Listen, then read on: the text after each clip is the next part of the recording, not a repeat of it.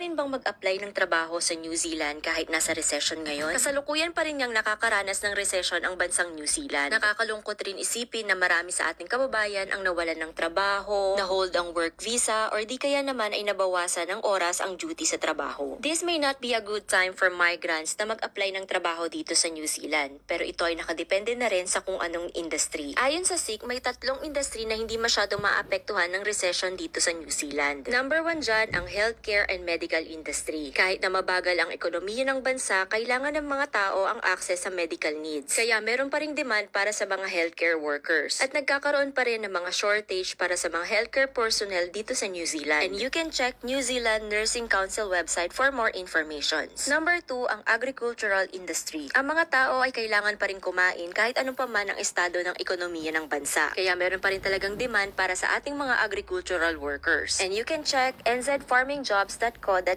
para naman sa mga other job opportunities. Pangatlo, sa mga hindi masyadong maapektuhan ng recession dito sa New Zealand ay ang education and training industry. Meron pa ring mataas na demand para sa ating mga teachers dahil ang mga tao ay continuous ang pag-aaral. And other people still want to further their studies. Kaya naman ang mga teachers ay patuloy pa rin ang pagtatrabaho kahit ano pa man ang estado ng ekonomiya ng bansa. Totoong mahirap ngang makahanap ng trabaho ngayon dito sa New Zealand. But then, don't give up. Kung talagang para sa'yo, para sa'yo.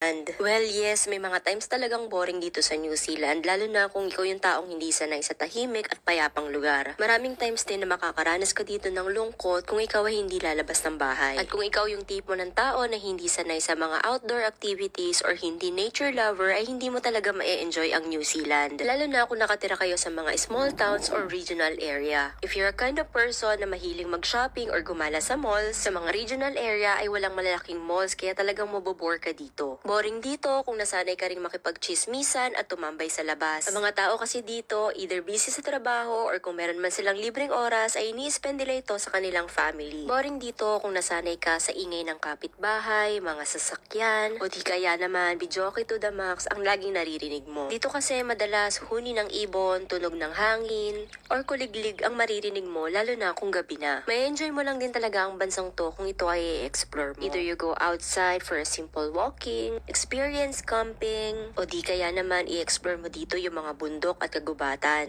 Hindi naman kasi nakakatakot kahit isama mo pa mga bata dahil nga wala dito mga wild predators. At kahit hindi uso dito ang mga tour guide sa mga bundok, hindi ka naman talaga basta maliligaw dahil napaka-establish ng mga trails at maayos talaga. Ikaw na lang talaga mamimili kung saan ka gagala o saan ka pupunta. If you love biking, naku, napakaraming bike tracks dito na talagang safe. May mga designated area talaga kung saan ka pwedeng magbike. If fan ka naman ng mga extreme adventures, marami ka ring options na pwedeng gawin dito. Pero syempre, yung mga ganitong activities ay may bayad na. I don't know, minsan nakaka-boring na nga ba talaga makakita ng ganitong view kapag nagro-road trip? Ganito kasi talaga yung mga typical and normal view mo kapag nagro-road trip ka dito sa New Zealand. Yung tipong maa-amaze ka na lang talaga dahil yung mga bundok parang lagi na lang naka-zoom in. Na minsan matatanong mo rin yung sarili mo, totoo pa ba yung mga nakikita ko? Sa sobrang ganda, parang painting na lang na naka-display sa harapan mo. Dito nga kahit mayaman or mahirap, lahat nararanasan yung mga ganitong bagay. Di mo naman kasi kailangan gumastos ng malaki para makakita ng mga ganitong pupuntahan. Most of the tourist attractions dito or yung lugar na magaganda ay wala namang bayad or wala mga entrance fees. Sobrang ganda ng bansang New Zealand. But again, yes, boring dito kung talagang trabaho, bahay lang ang gagawin mo. Mataas man ang antas ng pamumuhay dito, ma-afford mo pa rin ang mga bagay na hindi nasasakripisyo ang isang buong linggong sweldo mo. Mapasimpleng part-time jobs ay per oras ang bayad nila dito. If you want to go and live here in New Zealand, kailangan mo rin talagang mag-adjust sa mga ganitong lifestyle. People here don't judge you. They just mind their own life. They enjoy outside and living their life. Minsan kasi yung happiness nakadepende na lang talaga sa ating mga sarili. Para kasi sa akin, boring talaga ang New Zealand kung hindi mo ito i-explore. At para naman sa mga kababayan natin na nandito na sa New Zealand, para sa inyo, ano sa tingin nyo? Boring nga ba dito sa New Zealand? New Zealand ay isang British Commonwealth. Ibig sabihin, ang ginagamit na language dito ay British English at ang mga sasakyan ay always left. And nasa right side po ang driver. Kaya usually po, Pagdating dito, nagkakaroon tayo ng culture shock sa mga words na ginagamit nila at sa daan mismo. Marami pong mga roundabouts dito na hindi po usual sa Pilipinas or sa US, kaya medyo nakakalito.